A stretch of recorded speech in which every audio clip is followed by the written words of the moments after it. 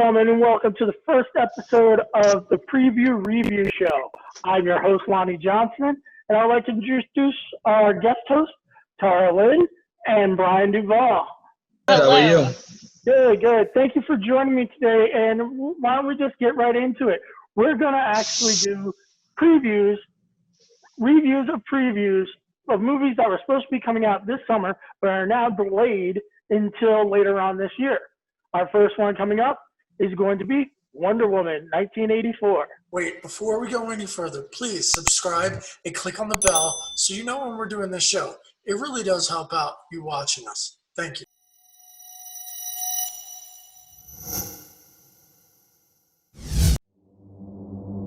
My life hasn't been what you probably think it has. We all have our struggles. Have you ever been in love? A long, long time ago. You? So many times. Yeah, all the time.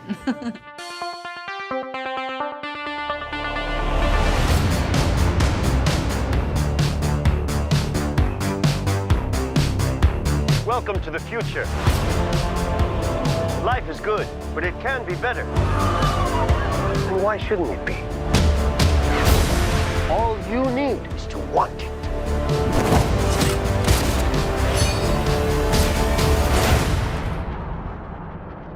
Think about finally having everything you always wanted. I can save today, but you can save the world. Steve.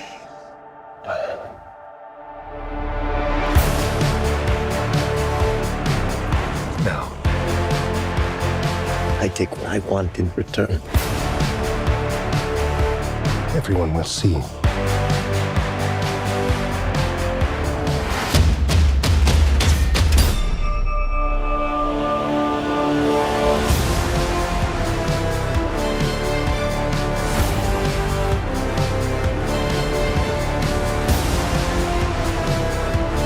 The world needs you. You know what you need to do.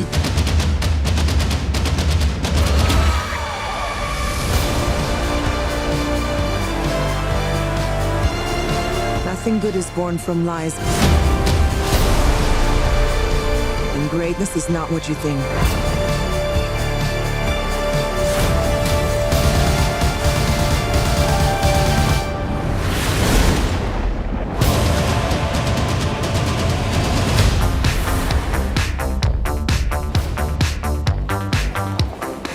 It's all art.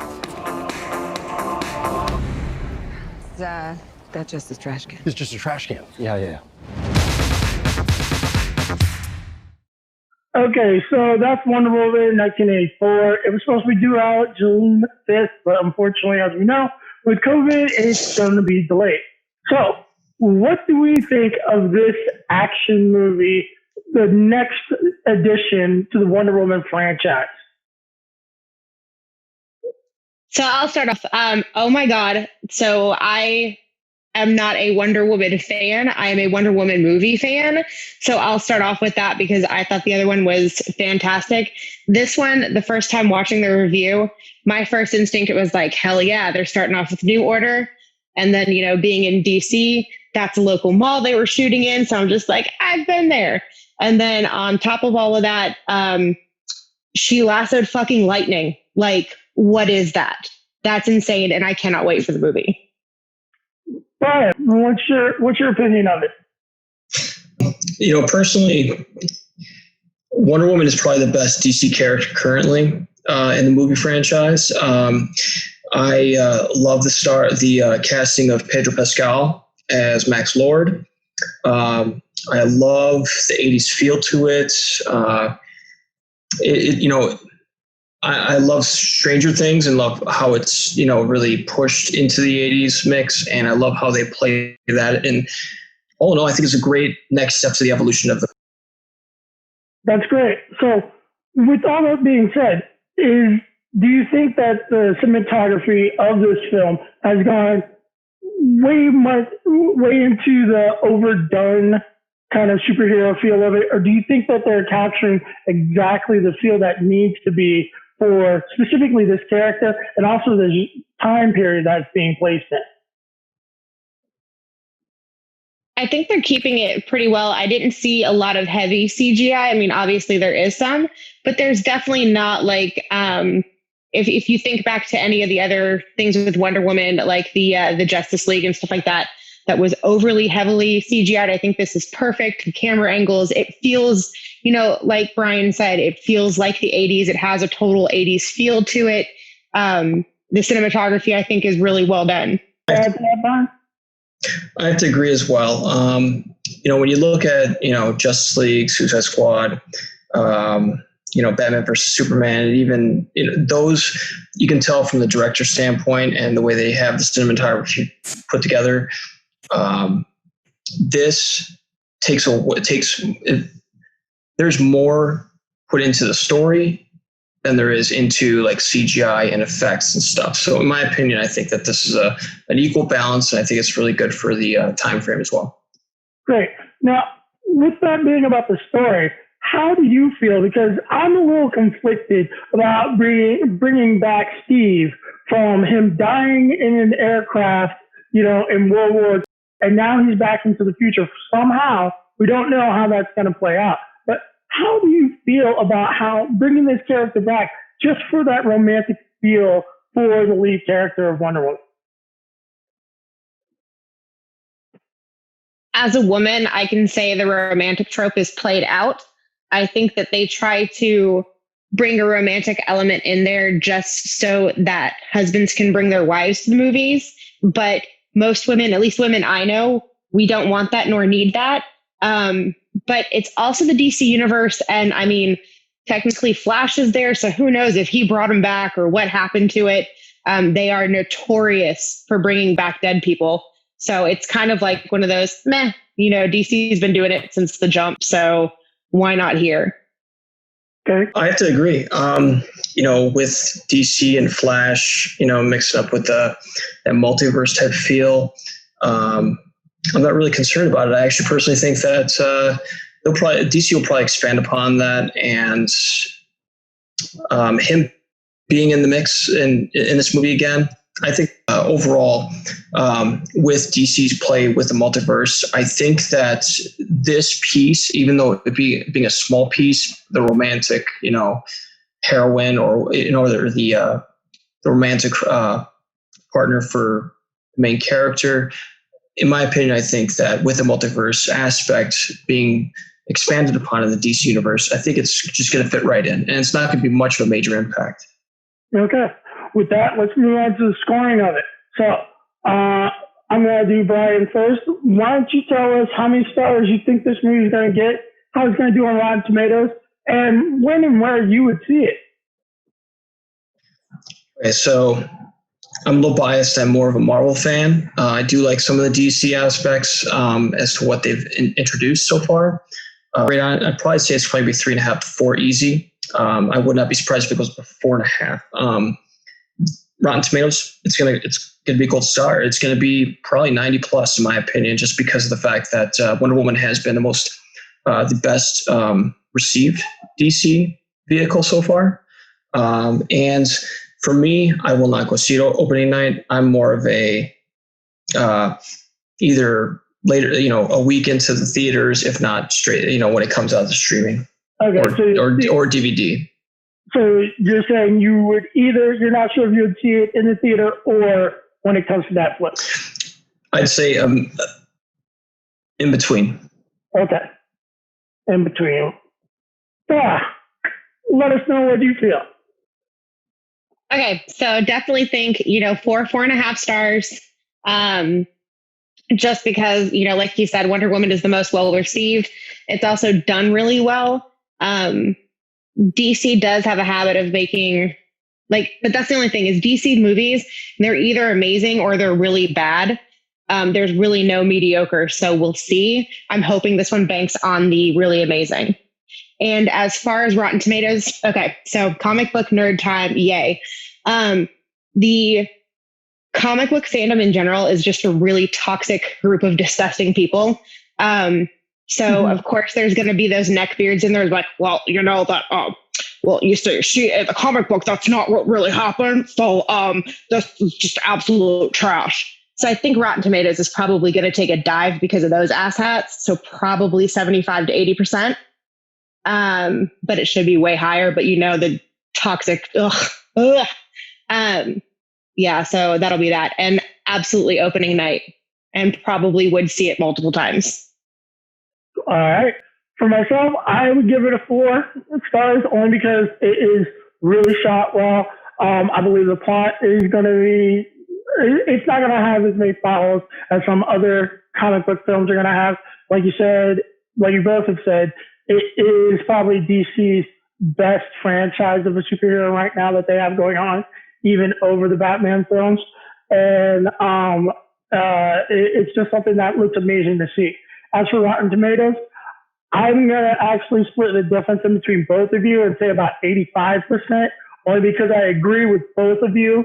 And I am one of those comic book, have to be canon, make sure you don't throw anything extra in that's weird like that. Because, it wasn't there in the first place. Why are you doing this new thing? It just doesn't make any sense. So I'm going to say 85%. And I'm not going to watch it opening night unless I'm dragged to it. But I definitely will see it in the movie theater because something that well shot deserves to be seen on a big screen. All right. With that, we're going to move on to our next movie. It is the Black Widow trailer from Marvel.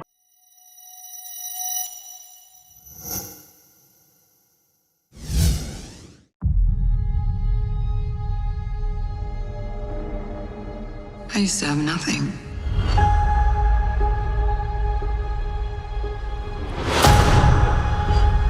And then I got this job. This family. But nothing lasts forever.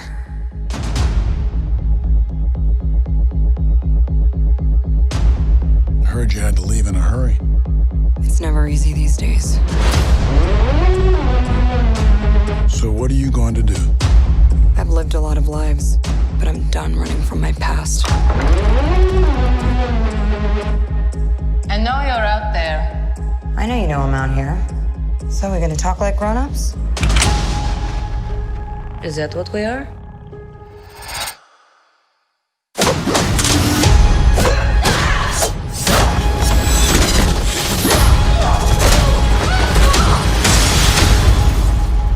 Good to see you too, sis. What brings you home? We have unfinished business. We have to go back to where it all started. Lucky us. One thing's for sure. It's gonna be a hell of a reunion.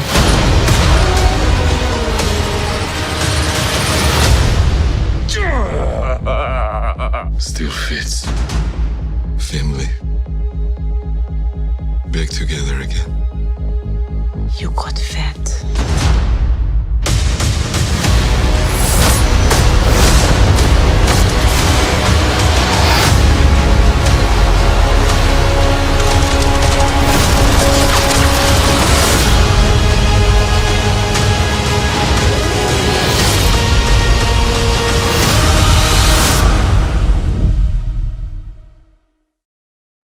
All right, that was the Black Widow trailer. It was supposed to be due out May 2020.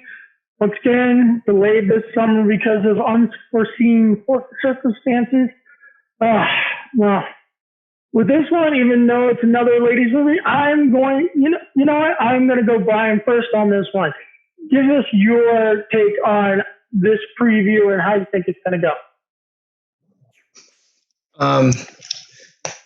So I'm not really a Black Widow fan. Based off the trailer, it looks good. I think that the canon of how everything is supposed to be played out within the Marvel universe.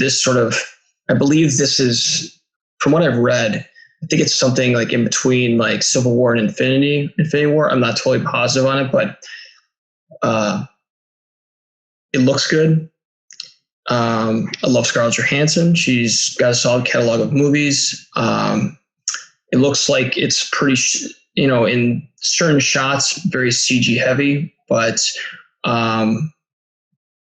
if the story plays out, they got the actors, they got the quality actors in place. It's just a matter of the execution. And based off of the trailer, it's hard to say how it's going to play out, but I personally have high hopes for it. Good. Yeah. What is your take on this? So I'm in the category too of I am not a massive Black Widow fan, but I do believe that there needs to be more female-led action movies, especially in the Marvel universe. There's so many people that, and also, so I have a massively hard time with prequels just because we know how her story ends. Like, spoiler alert, she ends up splooted on a bunch of rocks for an Infinity Stone. So it's kind of like you're watching it with a sense of sadness going, oh, your brain's going to spill out in whatever time period this is. I do really hope, though, that it does well, because, again, Scarlett Johansson's really great. David Harbour also needs, I love him as an actor, and he needs a better vehicle to push his career forward than the atrocity that was Hellboy. So if this is something that shows off his acting skills even better, then more power to him. And I really honestly just hope that it does really well. Good. I completely agree that this is one of those movies that you're kind of wanting to see but reluctant to see because it's an end. The whole prequel thing to me is a sad trope of the Hollywood machine trying to just make more money on something that you already love and like. And they're just trying to say, well, now we want to do this backstory about what's going on because we can't go forward anymore because we've killed off this character, but we want to actually do our due diligence. And with that bringing in of more female heroines into action movies, this is the kind of, well, we've got this great action hero, but we killed her off. What are we going to do to appease the masses? And what Marvel is serving up for that so they can actually feed that need. But I do believe that the action scenes in this and the way that Marvel does do their superheroes compared to the DC film we've seen before is going to be very, very intense and very enjoyable over the whole run of this film. Now, with that, I'm still wondering, because seeing even the preview and some of the other stuff that I've seen about this, even though it's supposed to be set in between Civil War and Infinity War, it kind of looks like it's a little bit of a period piece as well, being a nod back to the 90s. Now, I'm wondering if that's on purpose or if it's just that, that whole rehash of the old family. They don't care what time period it is, and they're not really worried about placing it in the timeline of where it needs to be until they describe it to us in the movie. They're not worried about the cinematography of it being in the right period specific time zone. Do you guys agree about that? Yeah, I definitely think there's no, you can't really place where this is. It's like, where does this fall in line? Because obviously they're going to do flashbacks to her childhood. They're going to do flashbacks to teenage years. And it's kind of muddled in between. All they do is throw her in a cheap red wig with bangs. And they're like, oh, look, she's 14 now. Ha, ha, ha. So I think they missed the mark on that one. Yeah. And personally, I look back to the first Captain America. So the first Captain America, there's plenty of CG in that movie as well. Even if you go to fast forward to not only the Winter Soldier, but throughout the Marvel Cinematic Universe, it's really hard, in my opinion, to piece what time frame each of them are in, with the exception of Captain America, the first one. So all in all, I think that it's not important to really focus on period or the time frame of this movie. I think it fits. It's just like every other Marvel movie in a sense. I think it just flows proper from what it looks like. All right, with that, give us your grade on this movie. Okay, so I want it to do well. So this is going to be hard. I think it'll be 3.5 to 4. Rotten Tomatoes score, again, I'm going to go with the disgustingly toxic Marvel fandom, the neckbeards and the purists that are going to be more worried about Scarlett Johansson's ass and lycra than the story or anything else, or the complaint that they don't feel like she's a main character enough to warrant her own movie. So I'm thinking the Rotten Tomatoes score is probably going to be pretty bad. It's probably going to be around 75%. When would I see this movie? Just to support, I would see it opening night just to support the desire and the want for more female-driven leads in action movies. But my heart wouldn't be in it till it was like on Netflix, if that makes sense. Copy that. That's that in between that Brian is, justified now. Right. We're gonna say in between watch. I want to support it because it needs to have the support to have future. Because the Marvel universe is filled with so many amazing characters that are women, and it needs, like, especially like if they actually fix the X-Men and stop screwing that up, there's like a cornucopia of things that could happen. Yeah, I know, right? Don't go there with me. Don't go there with the X-Men. Not right now. Not on the first episode. Not the first episode. Brian, give us your take on this. Give us your grades on this movie, on Black Widow. Yeah, this one's a tough one for me. I'm somewhat biased because I'm not really fully intrigued on the Black Widow character, but if they do it justice, similar to the other characters, even some minor characters that they have within the Marvel Cinematic Universe, I think this actually will probably achieve a 3.5 to a 4. Rotten Tomatoes, it's Marvel. Most things don't really get graded too low from a Marvel perspective, but this one, because it's not such, don't get me wrong, it is a female-led superhero movie, so it will get quality acclaim. I don't think a lot of people look at Black Widow as a major character like a Hulk or a Captain America or even an Iron Man, but it does have room to achieve, in my opinion, roughly around 85% in Rotten Tomatoes. Hard part about it is, how's the direction? How's the cinematography throughout the movie? How's the flow? Because if the story does wonders throughout, those other pieces have to add up, and that's just my take on it. When to watch it? I will not be going to see this on an opening night. I'm very particular as to what Marvel movies to go see on opening night. This would be most likely in the theaters, not really pressing to go into the theater, but if a friend wanted me to go see it, absolutely. Otherwise, guess what? Netflix or streaming or DVD, and I'm good. Copy that. I'm going to go with 4 myself. Once again, I think it's well shot. I think it's going to be interesting to watch. I love the Marvel action scenes that they got going on. I'm going to agree with Tara on this. It's probably going to be a 75 on Rotten Tomatoes, only because it is that, like you both have said, it's not the main character enough for everyone else. The masses aren't going to be like, I must go see this. And even on the female side, I don't think a lot of females that watch movies or particularly are even interested in action movies are going to want to see this just on the basis of what it is. It's not going to be something that's going to draw them in just because it's a movie. It might be something, like you said, that they'll drag their boyfriend to because it is an action movie and then they can enjoy it. So I think it is going to get at 75. I actually, once again, it's one of those movies that I will see in the movie theater because of the cinematography of it, how big and bold it is, and everything that's going on around and whatnot. With that, let's move on to... Why would I betray you? We all have our secrets. We just didn't get to yours yet.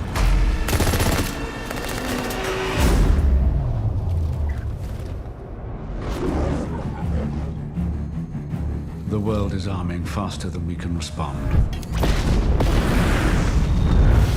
Where's 007? I need a favor, brother. You're the only one I trust for this. The world's moved on, Commander Bond. You were 00? 2 years. So stay in your lane. You get in my way, I will put a bullet in your knee. The one that works. I thought you two would get along. Name? Bond. James Bond. So you're not dead? Hello, Q. I've missed you. It's the most valuable asset this country has. If you feel yourself losing control, I'm not going to lose control. James, you gave up everything for her. When her secret finds its way out, it'll be the death of you. What is it? You don't know what this is? James Bond. License to Kill. History of violence. I could be speaking to my own reflection. Only your skills die with your body. Mine will survive long after I'm gone. History isn't kind to men who play God.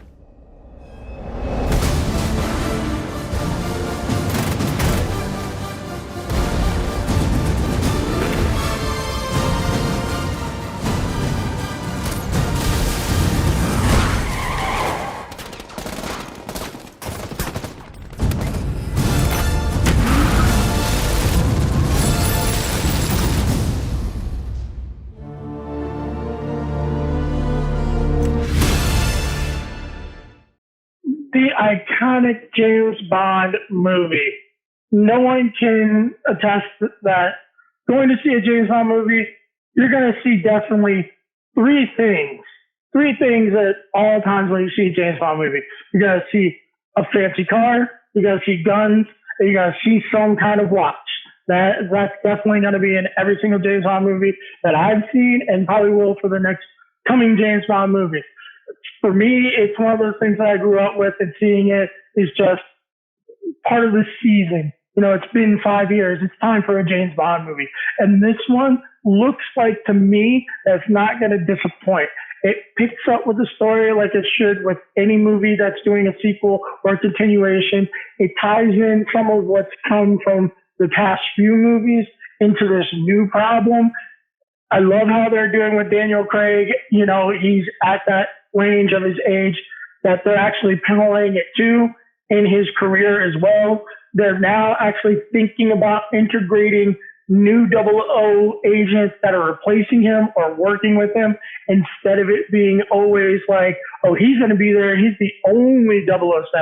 Like in a few other ones where it's like, oh yeah, 002 got killed. And they're like, oh, whatever, we got 007.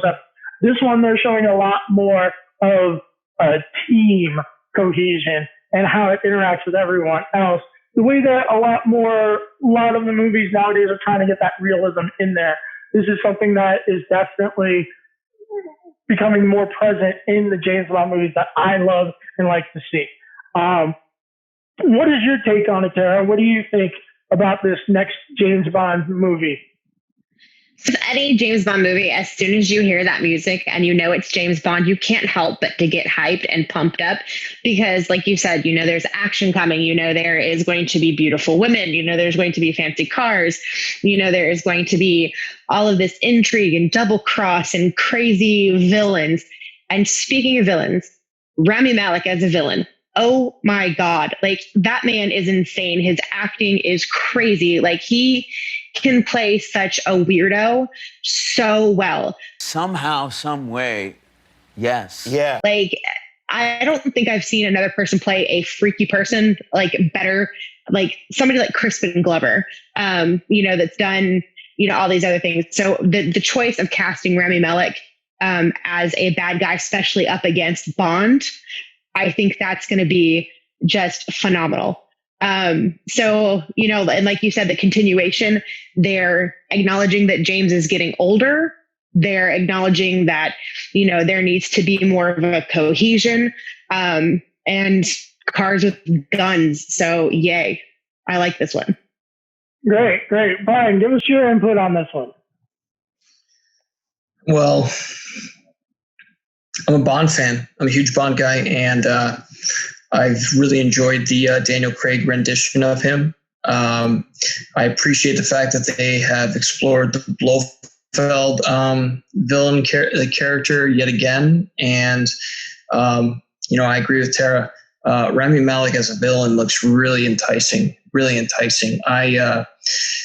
He's everything he's done. He's done very well. I mean, everything from iRobot, to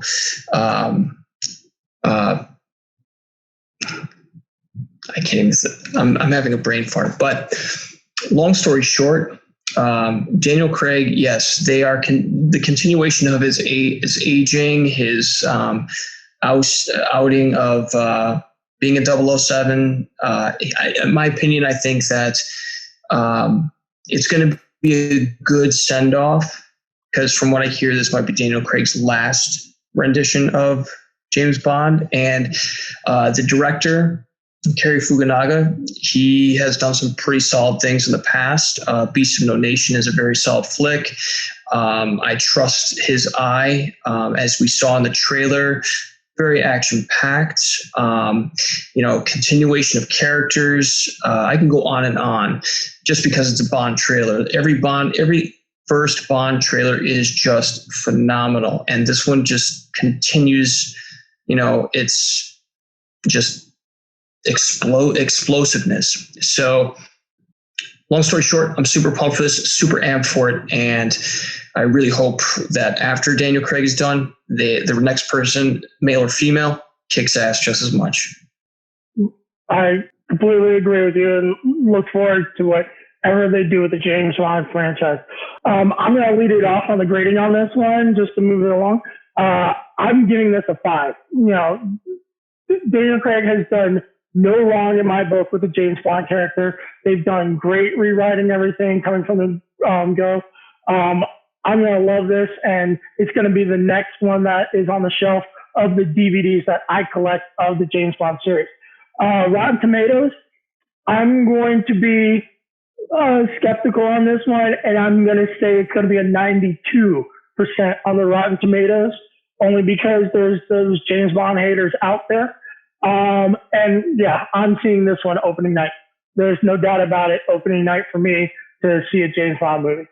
Tara, you go next. Okay, so I'm definitely with you. 4.5, 5. Like I said before, you cannot not be excited about James Bond. Even when they're bad, they're great.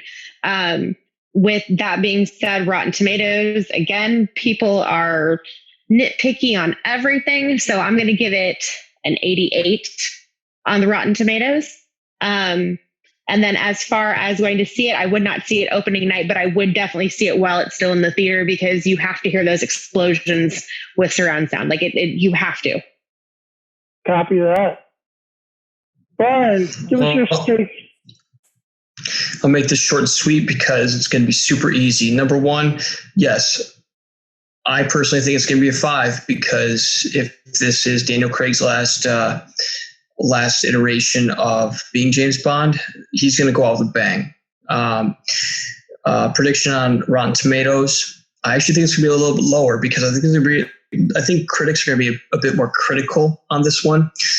Previous iterations of Bond have been done, I believe, by Sam Mendes. And this one, the director is now changed. And so I think they're going to be really critical on the storyline, as well as, as the acting as well. Even though it's a star-studded cast, you can't go wrong. When I'm going to watch it, the first showing nearest to me as soon as theaters open, as soon as it drops, opening night, done. But to finish all off, I will say one last thing. Probably going to go in the low 80s, probably about 80 to 82%, just because they're going to be heavily critical on the storyline and the acting. Copy that. All right. let's move on to the elephant in the room, the one that has been like postponed the longest and probably is going to be not one of the favorites out there. We're talking about Fast and Furious 9. I used to live my life a quarter mile at a time. But things changed. I'm a father now. I will always be in your heart. Little Brian, I have a gift for you. Your daddy gave me this. No, I'm gonna give it to you. It's very special. It's for protection from what's coming.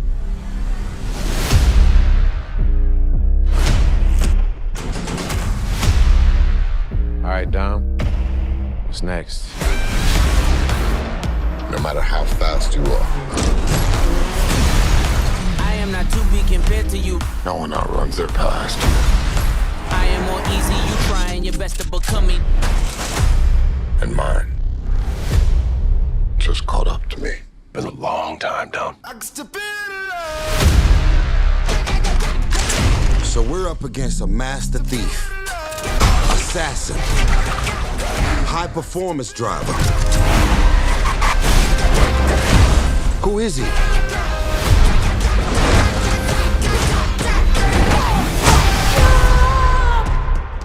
Jacob is Dom's brother. Your whole life, you pushed yourself to be faster than Dom, smarter than Dom, stronger than Dom. But could you kill him? Because I'm ready if you are. There's nothing more powerful than the love of family.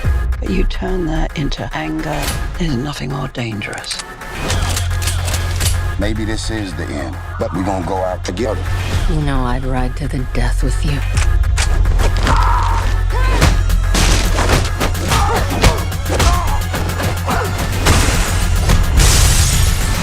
Let's get to work. Please tell me that's not a Pontiac Fiero strapped to a rocket engine? Impressive. I know. No, that's not impressive. My ass is in fuego!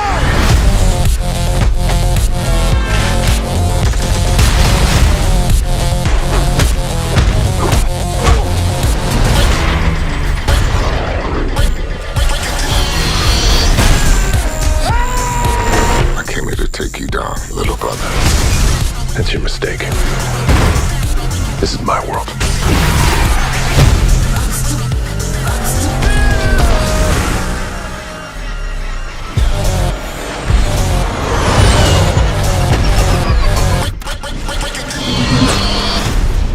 Damn, they got a magnet plane? Hold on. Tell me you're not thinking what I think you're thinking. There's no bridge! Oh, hell no.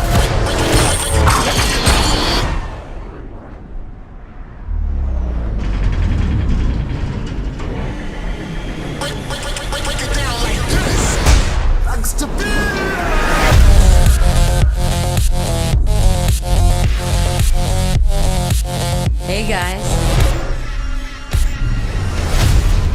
Surprise. Nice clubhouse.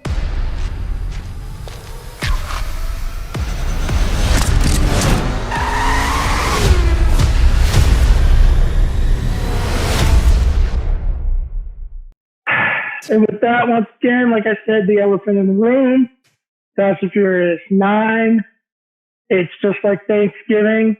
It's family, and you're gonna have to go see it. It's one of those, like, if you've seen the first one, you just feel like the gravitational pull of, I know what's gonna happen. I know it's gonna be corny, but you gotta just see how it's gonna end, just so you can be like, I did it. It's over. Let's go get the anthrax shot later on. The best thing about the whole movie is the beautiful cars. That's it. The plot could have been written by someone out of high school. The graphics, obviously, there's so much CGI in this, Lucas is like going, "Woo, so much money for this." You know, there's this. It's not an acclaim-worthy movie, but it's one of those like I'm just want to go see some flashy, over dramatic, cliche car crashes, action, and Charlize Theron getting paid just to look beautiful as an assassin. I'm gonna let Tara lead off on this because I just don't know where else to go, but besides shaking my head, just tell us what you feel. Okay, I have so much to say about this movie. And we'll start off with, you said it was written by a high schooler. I could have written this movie with a pen shoved up my ass, farting it out. It is terrible. It's so cliche. Wait, you ready for it? Ready for it? He's his brother. Oh my, no. Like, holy shit. And then it's John Cena, okay?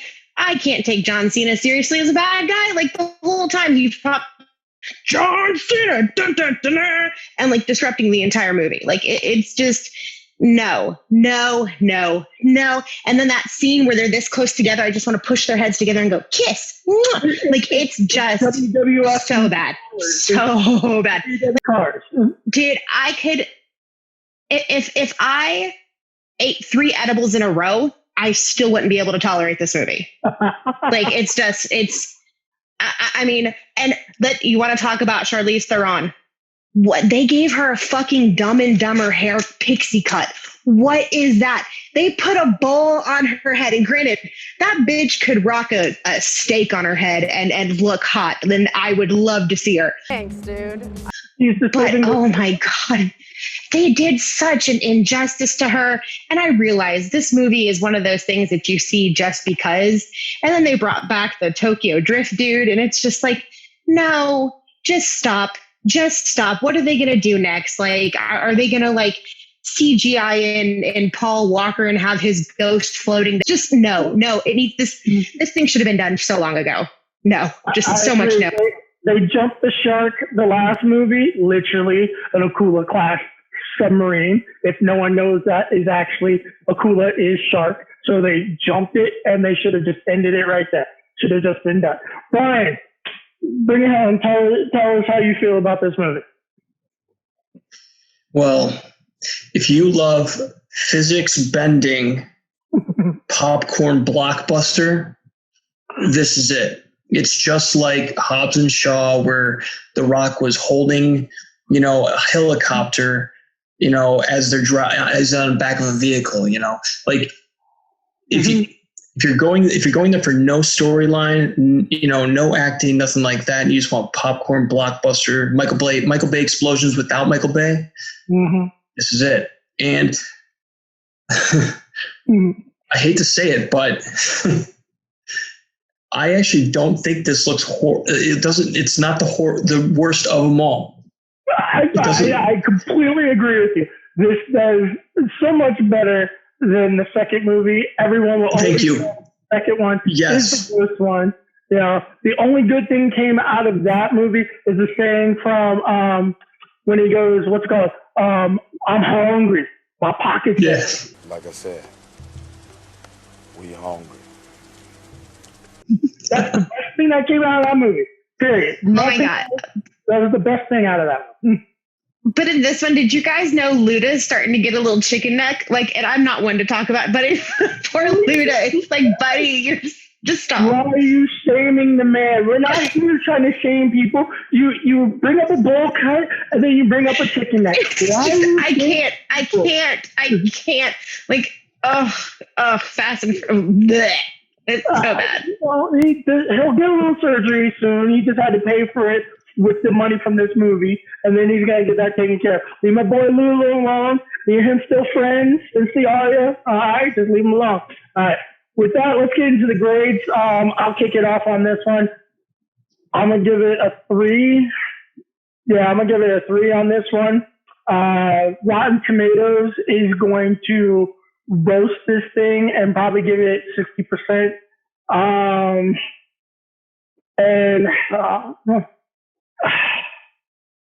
Yes, I'm going to see it in the movie theater. Guilt. I'm definitely seeing this in the movie theater. It's because I'm a car guy. I gotta see that big car crash movement, all the physics being bit incorrectly. It's just that little boy inside that loves all that craziness. Yeah, I'm gonna waste money to see it in the movie theater. I can't deny to go see it. Brian, give us your take on it. Okay, so I'm actually going to go 3.5 on this one. I would go 4 if it was Dom's second cousin, twice removed instead of his brother, because then I think that would just fit into the whole feel of how you get these random people that just pop out of nowhere. First, it's, the main villain, and then it's the main villain's brother, and now it's, Dom's brother and stuff like that. Like the next one, number 10, it's going to be, The Rock's character's, sister going after them. So they're finally going to take my opinion on the script on this one. It's actually going to be Paul Walker's brother playing Brian's brother that is going through the military and just came back. And he's connected to Don's brother because he was in the same unit. They all three were in the same unit with Charlize Theron and what was that guy from Lazy Town in the last one? I can't remember his name. But they're going to go the whole family route because the whole thing about this review and this movie is that it's about family. Family from the beginning to the end in number 10. That's my prediction on that one. Give us your percentage on Rotten Tomatoes, Brian. Well, I think this movie's going to probably live a quarter mile at a time and probably finish around 25%. All right, that's fair. That's fair. I think it's going to, if you look back at every major summer popcorn blockbuster, with the exception of a couple, they get eviscerated when it comes to Rotten Tomatoes, unless it literally has clear-cut, amazing acting, amazing cinematography, amazing direction, amazing editing, you name it. This is not a Gladiator. It's not an epic piece. This is not so Armageddon, a lot of people love Armageddon, but it got roasted. It got eviscerated. It was a summer popcorn blockbuster. This is going to be the same thing. So outside of that, when will I watch it? The same time I watched Hobbs and Shaw, when it hit HBO. HBO went that far on it. Not even Netflix level. Have to wait until HBO bought it from everyone else. Wow. Exactly. Yeah, give us your rundown on the grading on this one. Okay, I give it a 2. And the only reason it's not a 0 is because I would absolutely love to, be in a situation where Michelle Rodriguez and Jordana Brewster were nude and I was there and it would be a party. That's the only reason it gets a 2. Rotten Tomatoes, again, it is going to get roasted. It'll probably get 25 to 30% because it is just terrible. And would I see this movie? I would rather give myself a bikini wax with a cheese grater than see this movie ever in my life. Ever. Ooh. Yes. Ooh. So that's a hard pass from me. Hard pass. Never on that one. Ouch. Okay. Wow. Well, with that burn going down right now, yeah, we're going to go to the last of our movies that we're going to review, the preview of. It's long been coming for years. The one, the only Top Gun.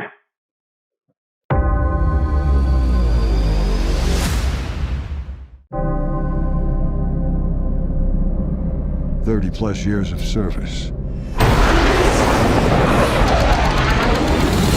Combat medals, citations. Only man to shoot down 3 enemy planes in the last 40 years. Yet you can't get a promotion, you won't retire. Despite your best efforts, you refuse to die.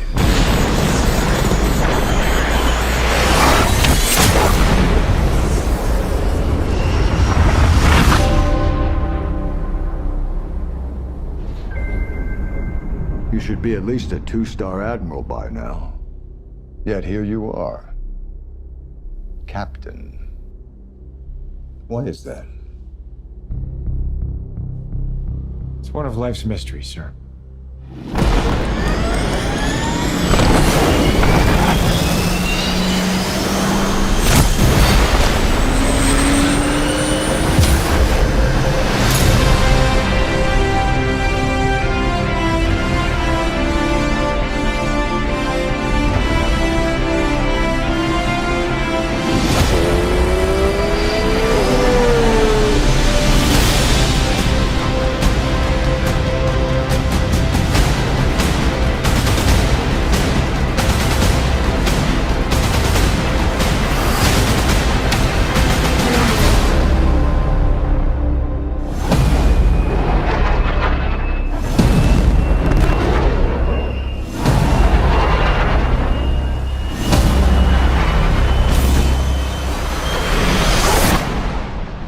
The end is inevitable, Maverick.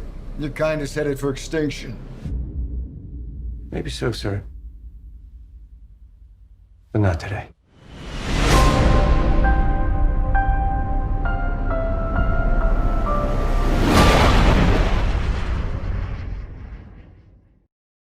I don't know how to start this off except for the wait is finally over. The one movie that people have been thinking of that needed a sequel after it was done finally has been put out, and we should be able to see it this fall, hopefully. They were saying either this fall or they might do spring 2021. Not exactly sure on what the final end date is, but I can't wait to see this.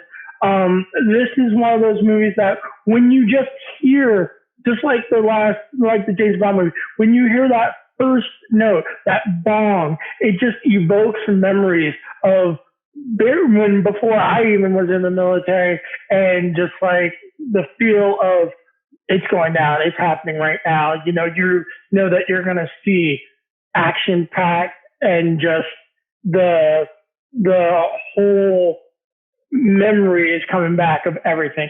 And it looks like they've done a good job preserving what the original was without making it look like it's going to be over campy and a reoccurring theme of everything. Even though being it is a military movie, it is going to have reoccurring themes, but just now from a different perspective for the lead character. With that, Brian, I'm going to let you step in and give us your take on this preview, and we'll go from there. So I've done a lot of reading on this movie. It's probably been one of my most anticipated movies that I've been looking forward to see this year. I agree with you. There's going to be some real themes. Kelly McGillis is not in the mix. You got Jennifer Connelly instead as a love interest. You also have Miles Teller in as potentially Goose's son. The one thing missing from this trailer is seeing Val Kilmer, because he's going to be in the mix as Iceman again. And I want to see how that character really is implemented into the scheme. But I will say this: great cast, Ed Harris, John Hamm. It's going to be a star-studded affair, but here's where I differ with a lot of people. I'm a huge Tom Cruise fan. A lot of his movies, honestly, almost every single movie he's ever made is a movie that I've fully enjoyed. And if I were to rate them, they would all be on the higher end of the spectrum. And I think he's very choosy with the directors he works with. Joseph Kosinski, who's directing this movie, he did Oblivion, I think it was, that he was in, as well as he did one of the movies that I firmly enjoy that is a Disney flick. It's the Tron sequel, Tron Legacy. So for me, I hope this movie really just outperforms. I really hope it outperforms, because this has the making of a complete dud or a complete, just a complete destruction of what it could potentially be. But I'm a firm believer in Tom Cruise and his decision making when it comes to this. And I'm going to tell you straight up, the pilot, the filming of him piloting that aircraft is 100% legit. And if you ever watch any of the other videos, it's amazing what he does, just like Mission Impossible movies and stuff. I'm going to stop talking because I could probably talk about a half an hour about this movie, but this movie just looks seriously legit and has a strong potential. But it has a strong potential either way. It's not going to be middle ground. It's going to be super good or it's going to be total crap. You have so many points that I agree with you with, not only on the cinematography, how they did everything in the jet to make it look real and exact, but also that it could go either way as being they didn't do it right, or it's going to be so well celebrated that people are going to come out crying. It depends on how this was written. But from the preview, it's one of those movies that really looks like it's going to be an enjoyable film. Once again, that Tom Cruise factor, I agree with you I love his movies. I'm not going to say anything about him personally because I don't know him personally. But when he does a movie, he's one of those people that does take the time to not only read the material that he needs to do, but read everything corresponding to what that character's motives is going to be throughout that whole movie. Everything that affects that character that's in a visual shot, he does research on, so he gets an authentic feel when he's actually in those scenes with those props and in those locations, to make sure that when you're in this movie with him, you feel like you are his character with him doing it. Just like you said, I could talk minutes, hours, days just upon this one movie. Ted, give us your take on this film, on this preview, and tell us how you feel about it. Okay, so as somebody who grew up in the military and as somebody who has family members that work on aircraft constantly, and I'm so torn on this. I love the first Top Gun. It's a running joke in my family for many reasons. Like my mom, we had the VHS, and the VHS was stopped on the scene where Goose dies for, I think, 15 years. It never touched because my mom couldn't get past that because she would just bawl like a baby. And, there's lots of stuff to unpack. And then seeing this, it's like when they start off with, you're just a captain and you've been in for 30 years. Dude, because he would have gotten his walking papers so long. Like, if you're that much of a loser in the military, I don't care how badass of a pilot you are, they're getting rid of you. Like, I mean, and I could just harp on that for like the nitpicking of the stuff and the disrespect of him slamming pilot's wings on a casket. It's like, bruh, no, that's not how that works. Like, there's these little tiny nuances that I think of my background makes me go, and it's so cringy. And then one of the other cringy things, and it's the most ridiculous things, and I admit it.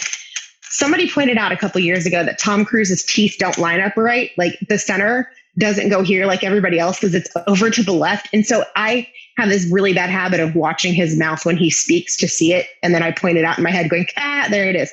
And it's just this weird, I think it's like an ADD tick I have. But I miss that cheesiness. Like, I want it to be cheesy. Like, I wanted it to start off with Danger Zone. Like, where is that song? Like, where is them singing in the bar? And I was like, they better be singing You Lost That Lovin' Feeling, because I would be pissed if they were singing something else. And it's one of those things where that's why I said I'm so torn. I'm so torn. I'm 50-50 with you on that, because there is a scene where obviously they are singing in the bar, but it's that military feeling, like you said. There's some things that just reoccur because it's that traditional thing in the military. So right. I think it is going to happen, but I don't know if they're going to change it. And I'm worried that if they do change it, is it going to be worth changing it, or do they keep it and then try and do some modern swing to it? Exactly. And that's where I'm so torn on this. Because it also seems like they're trying to go way too Mission Impossibly with some of the maneuvers. And it's like, I don't know. Like, I want to make myself want to enjoy it, but I have a feeling that I'm going to be let down massively. Understood. With that said, go ahead. Give us your grades on the Top Gun preview. Oh, no. Okay. So based on the preview alone, I would give it a 2.5. just because it's right in the middle, because I don't know where it's going to go. It looks like it's going to go stupid, or it looks like it's going to be good. And I think Rotten Tomatoes is also going to crucify it. I think it's 65. They took too long.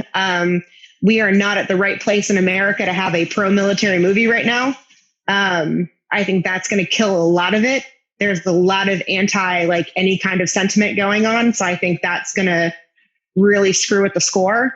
And when I see it, definitely not opening day. I would probably see it when it came onto Netflix. Possibly. Wow.